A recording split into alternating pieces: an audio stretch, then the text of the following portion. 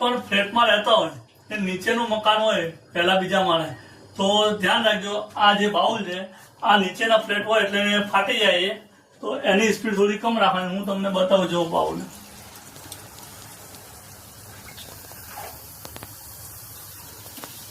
તો આપણે આ બાઉલ બદલવાના છે. તમારે પણ નીચેનું મકાન હોય તો ખાસ કરીને ધ્યાન રાખજો, સ્પીડ ઓછી રાખજો. તમે જોઈ શકો છો એની સ્પીડ. આ તમારા બાઉલને ફાડી શકે છે પણ એની સ્પીડ તમારે તમારા મુતાબિક જોઈ લેવાનું, અડધી જેવી રાખવાની જેનાથી તમારું બાઉલ ફાટે નહીં.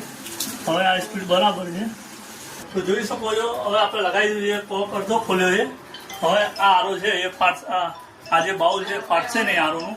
તો તમે પણ ત્યારે પણ આવું થાય તમારે ફાટી વારે ઘડીએ ફાટી જતું હોય બાઉલ તો આ રીતે અડધું કોક ખોલવાનું એટલે તમારે આ સમસ્યા દૂર થઈ જશે.